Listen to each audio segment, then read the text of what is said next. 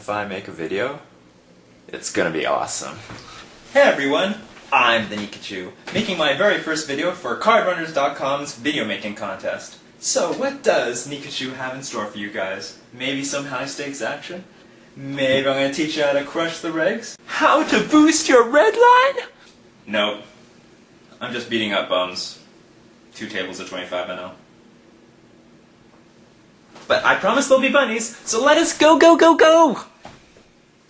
Now, I'm only going to say this once. Poker's played with real money, so don't fuck around. And while I am playing 25 NL for this video, I'm not going to play any differently from how I would play at mid-stakes. I'm also not going to do anything fancy for the video. I'll just play as I would at any limit. So, I pick up 3 deuce suited in the cutoff, and I get called by both blinds who I'll assume are regs based on the fact that they have 100 big blind stacks. On this flop with position, bottom pair, and a backdoor flush draw, I have no problem c-betting and barreling any ace, king, queen, spade, 3, or deuce on the turn. Instead, the small blind is being annoying and he took the initiative away from me by donk betting. And until proven otherwise, I'll just assume his range is pretty strong like a set and fold. It's very early in this session, so I can't tell who exactly is a regular or a fish, but I can assume anyone who has less than 100 big blinds is probably a fish, like AJ Rocket 1 on the left table. Just don't confuse random stacked fish with short stackers who play exactly 20 big blinds. I color code the players red for fish, green for regular, and purple if I suspect they are a fish but I don't know yet. Here I have 4 deuce suited in early position, and the only thing I care about is Egabor 1969 in the blinds, who I'll assume is a fish because of his stack size. But this brings me to a very important point, which is I want to play in as many pots as I possibly can with fish in position, so I'll open raise the widest range I can profitably play when a fish sits in the blinds. You see, the player at the table you're likely to get called by the most will be the fish. He's generally going to call more often than anyone else, and it's also the player that you're going to make the most money from.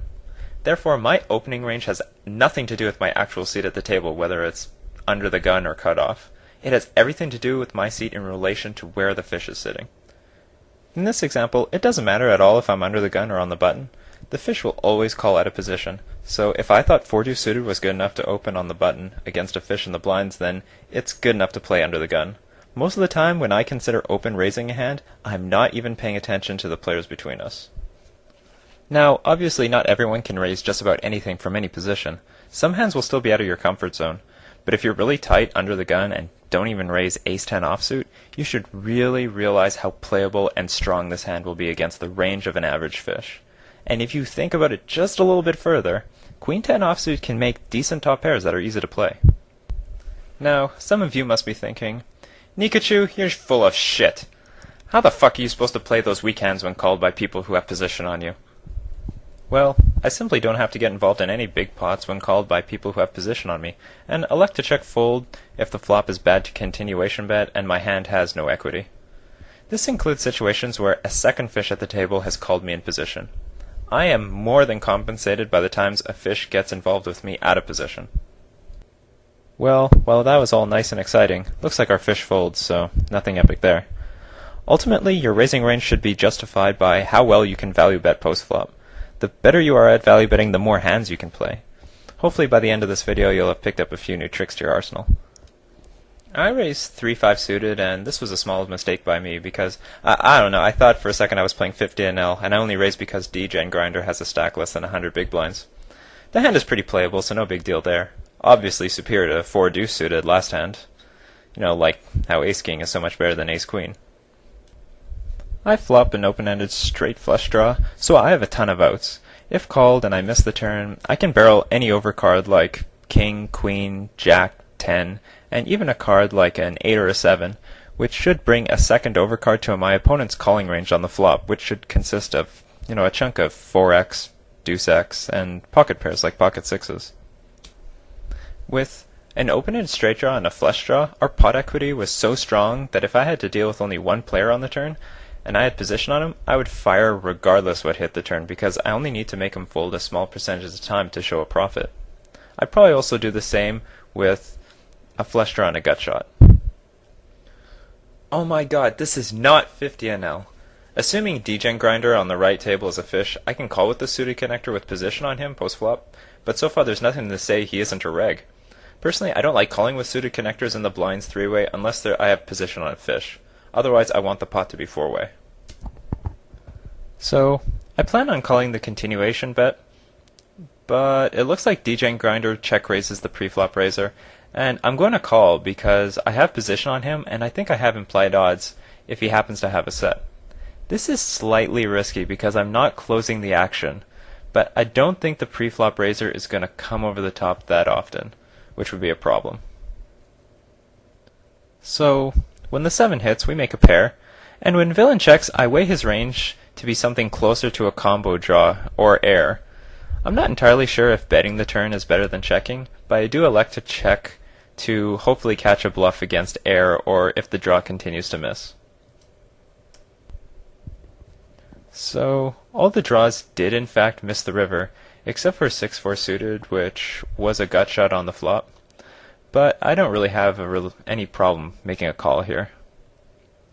And on the left table, I try to isolate a fish with 10-jack suited, and I get re-raised by some unknown, and I don't really think too hard about folding. So, on the right table, degen grinder showed up with 4-5 suited, which was an open-ended straight draw and a backdoor flush draw on the flop, and a pair by the river. I don't like his river bet because he turns his hand into a bluff. He could realistically check the river to call if I bet, because I could very likely have a misdraw myself, because anything that was worth betting for value on the river, I would have already done it on the turn. On the right table, smacking out limps, which is a strong sign he's a fish, and I decide to isolate out of position with queen-jack suited. I normally raise something like 5 to 6 big blinds out of position, 5 if I want more calls and 6 if I want more folds. I flop 2 overcards and a flush draw, so I make a 3/4 pot continuation bet. On the left table, I pick up king-jack offsuit and got 1 caller in the blinds. I didn't really like continuation betting this low-coordinated board, so I check back with the intention of making a delayed continuation bet if villain checks again, giving me a clear sign he's not interested in the pot. But I turn top pair because that's how I run in this video, and call his lead, intending on calling almost any bet on the river. The queen isn't a big deal, and my hand should still be good. But, he's bet, very noticeably has bet almost exactly the pot. The pot's $3.95 and he's bet $3.60. This is a little difficult. I mean, I know I was very willing to call this river bet, but it seems like such a noticeable bet sizing tell that he's got a really big hand and he wants to get the maximum value out of it. So I think this is probably a fold.